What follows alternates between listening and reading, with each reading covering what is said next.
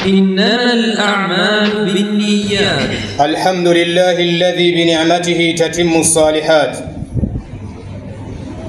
وبرحمته تتنزل الخيرات والبركات وبتوفيقه تتحقق المقاصد والغايات. وأشهد أن لا إله إلا الله وحده لا شريك له،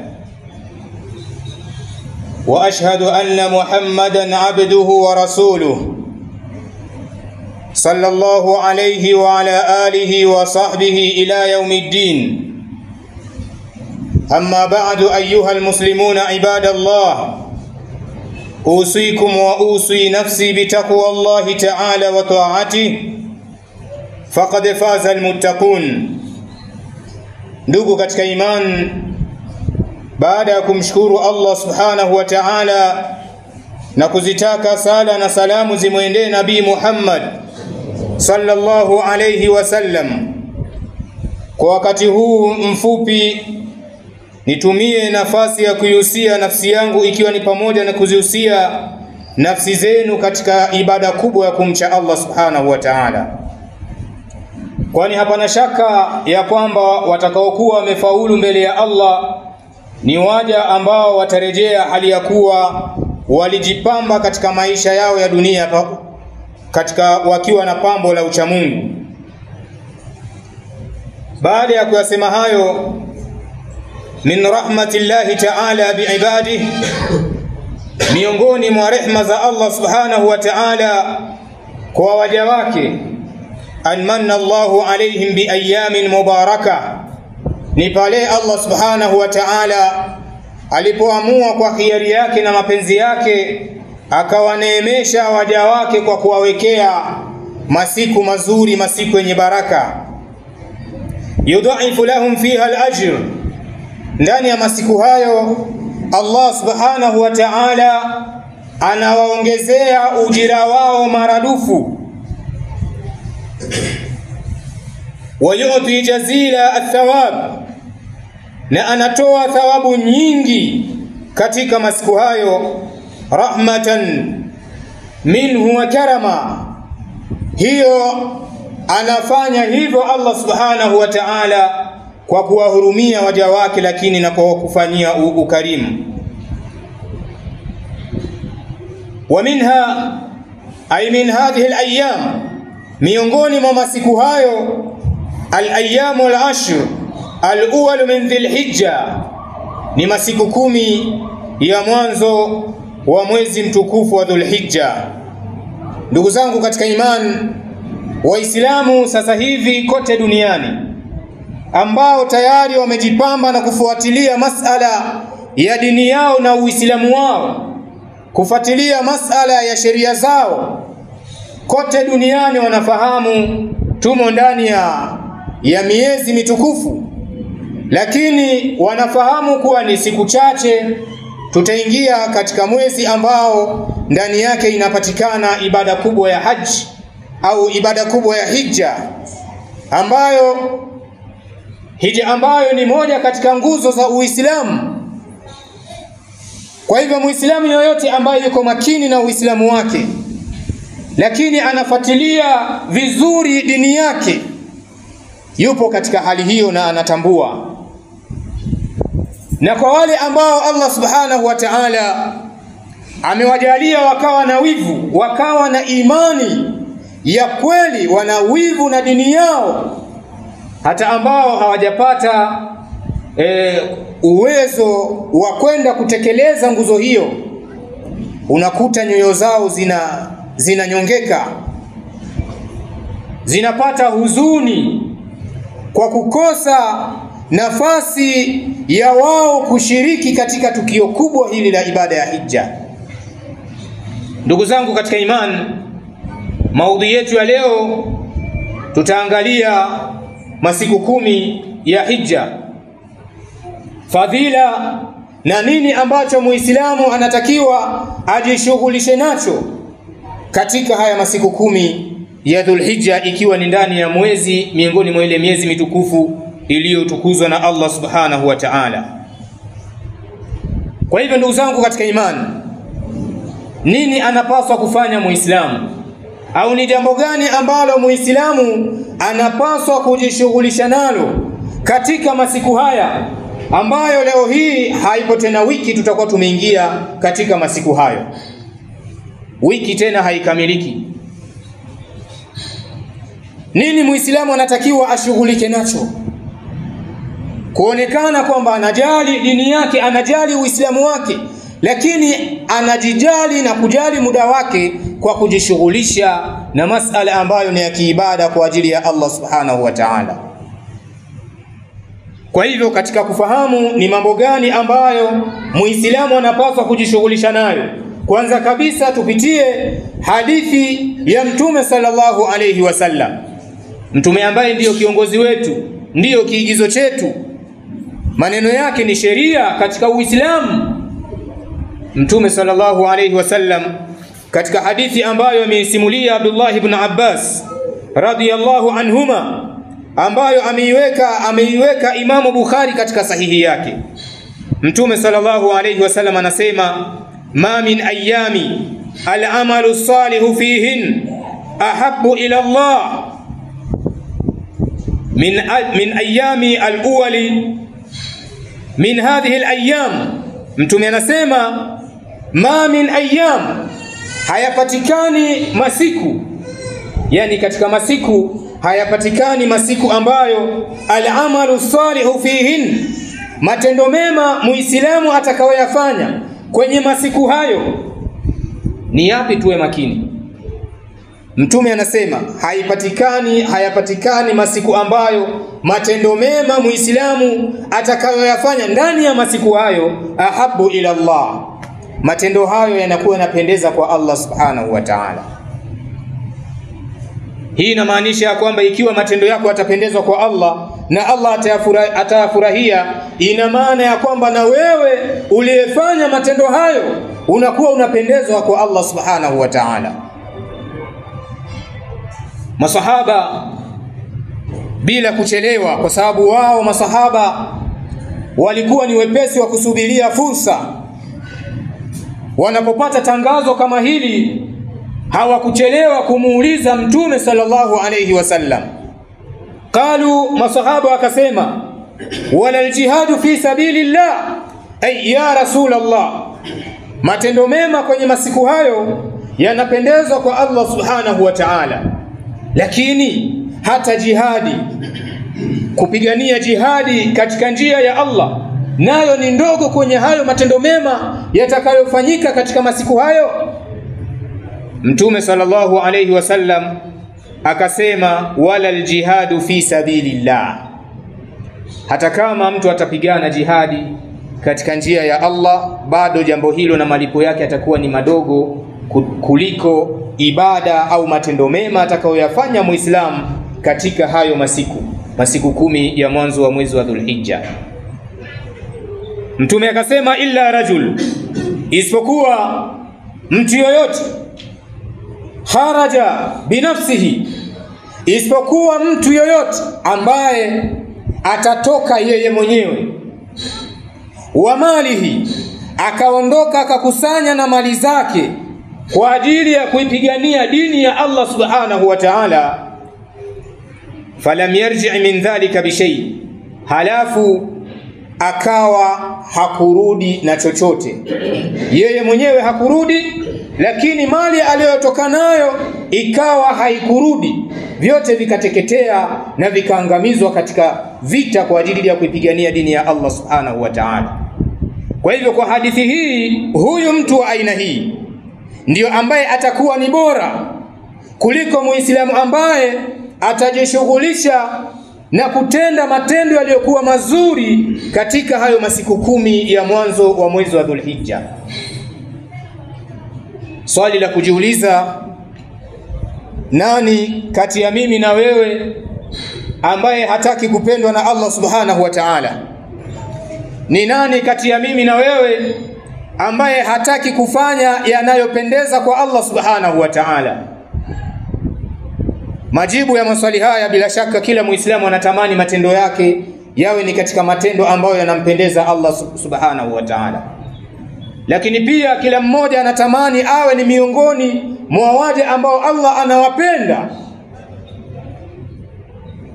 Kwa hivyo kupitia hadithi hii,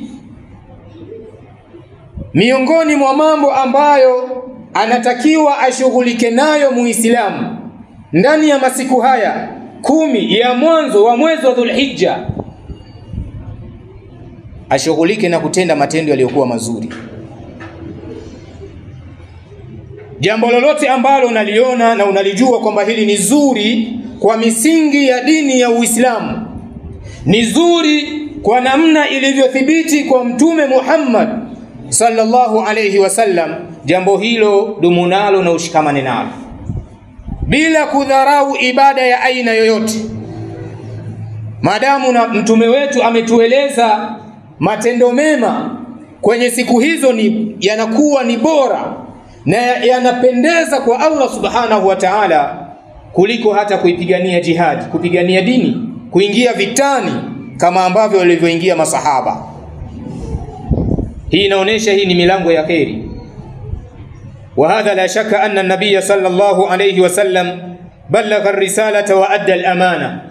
Hii inaonesha kwamba mtume alifikisha ujumbe, lakini amana aliyopewa bila shaka alifikisha kwa umma wake, kwa sababu ametubainishia kila jambo ambalo sisi tukilifanya linatupa faraja kwa Allah, lakini ametutahadharisha na mambo ambayo tukiyafanya yatatuweka mbali na Allah subhanahu wa ta'ala.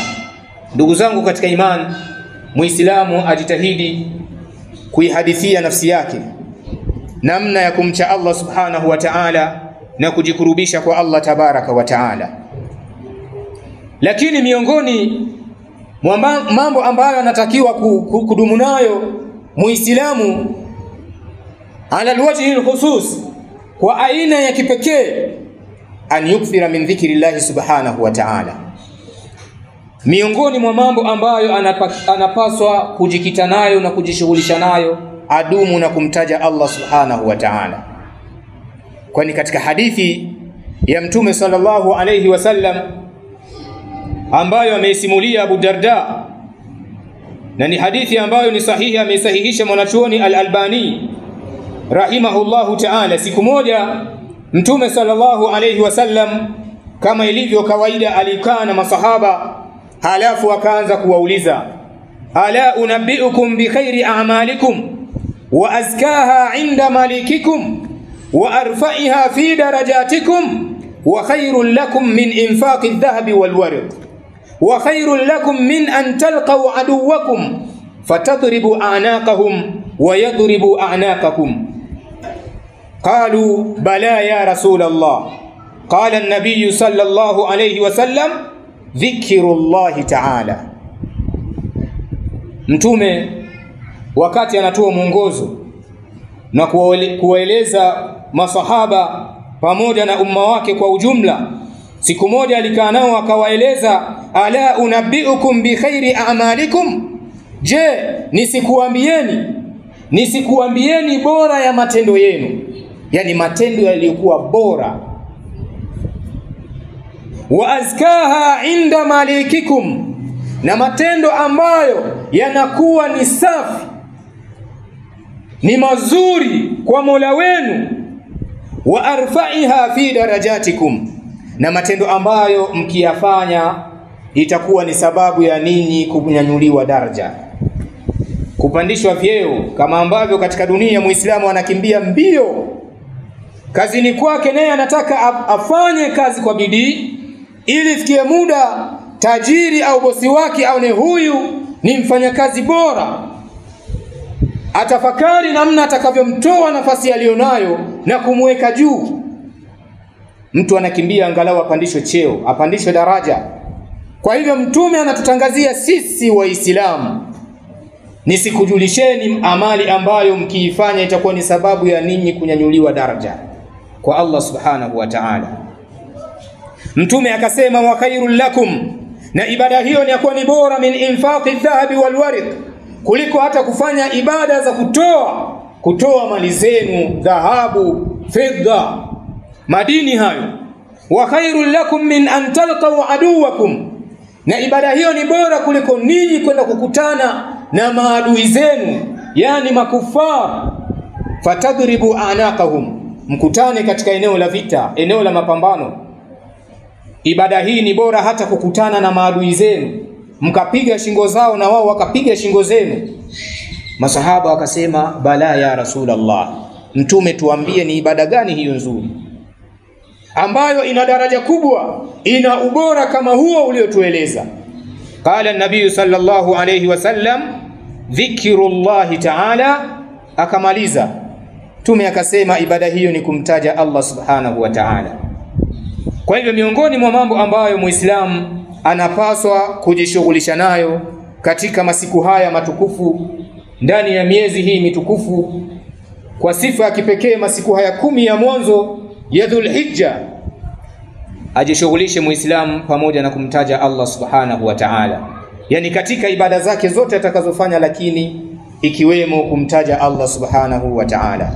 Aqulu ma tasma'un wa astaghfirullah li wa lakum wa lisairil muslimin fastaghfiruhu innahu huwal ghafurur rahim wa huwal barrul karim. Alhamdulillahi rabbil alamin wal aqibatu lil muttaqin wala udwana illa ala adh-dhalimin. Ndugu zangu katika imani, kama tulivyoeleza, Muislamu anapaswa kuwa makini na kufuatilia masala yanayofungamana na dini yake, kwa sababu dini ndiyo kitu pekee ambacho Allah subhanahu wa ta'ala amemjalia Muislamu. Baada ya kuwa Muislamu tayari unatakiwa ufanye bidii katika kuulinda Uislamu wako na imani yako. Kwa hivyo miongoni mwa ibada ambazo Muislamu anatakiwa ajishughulishe nazo katika miezi hii, tumeeleza ni kumtaja Allah subhanahu wa ta'ala. Lakini kuna ibada ambazo ukimtaja Allah inaweza ikawa ni neno dogo au ni utajo mdogo wa kumtaja Allah subhanahu wa ta'ala, lakini ukakuta kwa Allah ibada hiyo au maneno hayo yakawa yana nafasi ya juu zaidi, na matokeo yake ikawa ni sababu ya wewe kupandishwa daraja na Allah subhanahu wa ta'ala. Ndugu zangu katika imani, hadithi ya Juwairiya bintu al-Harith ambayo ameiweka Imamu Muslim katika sahihi yake, huyu Juwairiya bintu al-Harith ni mmoja katika wake wa Mtume sallallahu alayhi wasallam. Yeye amepata kusimulia akisema, kharaja an-nabii sallallahu alayhi wasallam min indiha, ni kwamba Mtume sallallahu alayhi wasallam alitoka nyumbani kwake wakati wa asubuhi baada ya kusali salatu subuhi. Akaondoka nyumbani, lakini akamwacha mke wake huyu akiwa ameketi sehemu yake aliyokuwa akifanyia ibada ya salatu subuhi. Lakini hakuwa amekaa tu pasina kujishughulisha, la, alikaa kwa ajili ya kumtaja nani? Kumtaja Allah subhanahu wa ta'ala. Akaondoka Mtume, lakini aliporudi ule muda ambao ni wa salatu duha, kabla ya kufikia mchana, yani masaa 4, saa 5, akarudi nyumbani, akamkuta bado mke wake yupo mahala pake ameketi akimtaja Allah subhanahu wa ta'ala. Mtume sallallahu alayhi wasallam akamwambia, amazilti ala alhali allati faraktuki alaiha, bado upo kwenye hali ambayo mimi nimekuacha nayo? Qalat na'am, mama yule akasema ndiyo. Qala an-nabii sallallahu alayhi wasallam, Mtume sallallahu alayhi wasallam akasema kumwambia, laqad qultu ba'daki 4 kalimatin 3 marrat, mimi baada ya kutoka hapa na kuondoka nimezungumza nikamtaja Allah kwa maneno mangapi? Maneno 4. Law uzinat bima qulti mundhu al-yawm, laiti hayo maneno 4 yakipimwa na maneno ambayo umemtaja Allah tokea wakati nilipoondoka mpaka huu wakati nimerudi, la wazanatuhunna, haya maneno 4, dhikri hii niliyoitaja kumtaja Allah subhanahu wa ta'ala, itazidi malipo yake hizo adhkari ambazo umedumu nazo kuanzia wakati ule mpaka sasa hivi. Ndio maana tunasema usidharau ibada ya aina yoyote. Mtume sallallahu alayhi wasallam akasema, subhanallahi wa bihamdihi adada khalqihi wa ridha nafsihi wa zinata arshihi wa midada kalimati. Subhanallahi wa bihamdihi adada khalqihi wa ridha nafsihi wa zinata arshihi wa midada kalimati.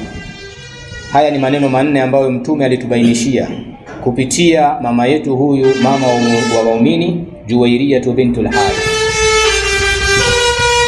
Ametakasika Allah subhanahu wa ta'ala kwa sifa zake, na ni yeye peke yake anastahili kushukuriwa. Ametakasika Allah subhanahu wa ta'ala kwa idadi ya viumbe alivyoviumba. Angalia, ni neno moja tu hilo, lakini umemtaja Allah kwa idadi ya viumbe vyake vyote. Kwa idadi ya wanadamu, majini, mimea, mchanga, maji, chochote alichoumba Allah subhanahu wa ta'ala umemtaja Allah, na ukamtaja Allah ukathibitisha utakasifu wake yeye kwa idadi hiyo. Lakini akasema Mtume, waridha nafsihi, na ametakasika Allah na ni yeye anastahiki kushukuriwa kwa idadi ya uzito, yani utaje hayo maneno mpaka yafikie uzito wa arshi ya Allah subhanahu wa ta'ala. Lakini ametakasika Allah kwa kiasi ambacho akitajwa ataridhika mwenyewe. Lakini ametakasika Allah na sifa njema ni zake Allah subhanahu wa ta'ala kwa idadi ya maneno yake. Maneno ya Allah subhanahu wa ta'ala nani anaweza kuyadhibiti? Bali ndani ya Qur'an Allah subhanahu wa ta'ala amesema, laiti hata kama bahari ingekuwa ndiyo wino, bahari zote zilizoko katika dunia zingetumika kama wino wa kuandika maneno ya Allah, basi bahari zote zingemalizika na maneno ya Allah ingekuwa bado hajamalizika. Kwa hivyo ndugu zangu katika imani, tumo ndani ya masiku matukufu, masiku ambayo Muislamu hataki kupoteza muda wake kwa kuusalitisha na kuangamiza. Isifikie hatua akajikinga akajikita katika maneno au matendo ambayo yanamkasirisha Allah subhanahu wa ta'ala, bali kila mmoja muombe Allah subhanahu wa ta'ala amwafikishe katika kutenda aliyokuwa mazuri. Ndani ya masiku haya zimethibiti ibada mbalimbali, lakini malipo yake ni makubwa. Tukianza na kufunga yaumu Arafa ambao ni siku ya tarehe 9 ya Dhulhijja, Mtume sallallahu alayhi wasallam katika hadithi sahihi amesema yeye anaamini bila shaka funga ya siku hiyo moja ya Arafa ni kifutio cha madhambi ya mwaka uliopita na mwaka huu ambao ujao. Waislamu hapa ndio tumo ndani ya mwezi wa 12 kwa mwaka wa Kiislamu. Kwa hiyo huu mwaka tunaumaliza kwa ibada, lakini funga ya tarehe 9 yaumu Arafa, Mtume anasema malipo yake yanafuta madhambi ya mwaka uliopita na huo mwaka ambao unakuja. Nani hataki kuwa miongoni mwa watu watakaosamehewa na Allah subhanahu wa ta'ala? Lakini siku ya Arafa kwa hadithi ya Mtume sallallahu alayhi wasallam ndio siku ambayo Mtume anasema haipatikani siku ambayo Allah subhanahu wa ta'ala anawasamehe waja wake kwa wingi zaidi katika masiku yote. Haipatikani siku ambayo Allah subhanahu wa ta'ala anasamehe waja wake na kuwaokoa na kuwatoa katika adhabu ya moto, kuwapatia msamaha wake kuliko hiyo siku ya Arafa. Kwa hivyo ndugu zangu katika imani, tuwe tunajua kwamba mbele kuna ibada kubwa ambayo malipo yake ni makubwa kama tulivyosikia, na hii ni kwa uchache. Kwa kila mmoja atie nia na aweke azma ya kuyaenzi masiku haya na miezi hii mitukufu kwa ibada na kumtii Allah subhanahu wa ta'ala. Ofa kama hizi ingekuwa zinatolewa katika misingi ya kidunia, basi nahisi kama ni uwanja watu wangekosa pa kukaa hata pa kusimama. Lakini maadamu zinatolewa ofa ambazo zinafungamana na dini na Uislamu na matendo mema, ni wachache wenye kuitikia ofa hizo. Lakini tunaona au tunashuhudia ikipiga kipenga tu hapa cha anasa moja katika anasa za kidunia, utaona tayari watu, yani mtu halali anawaza tu kwamba ni muda gani atakwenda. Lakini masala ya ibada tunarudi nyuma na tunataraji kupata pepo ya Allah subhanahu wa ta'ala.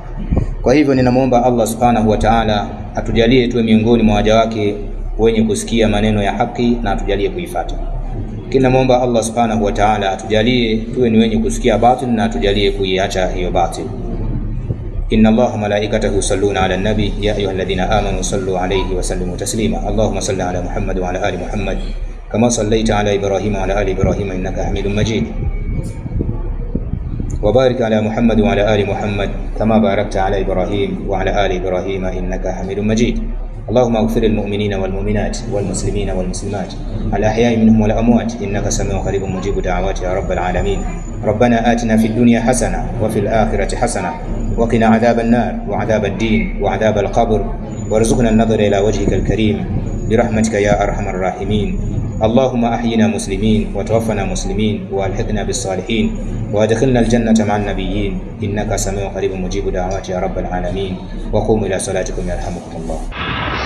Ili kuboresha kazi zetu, tunaomba mchango wako kupitia lipa namba kwa mitandao yote. ila Allahi wa rasulih Jina Al-Hidayah Online TV. Aidha, usisahau kusubscribe, kulike na kucomment. Asante kwa kutuunga mkono. Al-Hidayah Online TV, uongofu kwa walimwengu.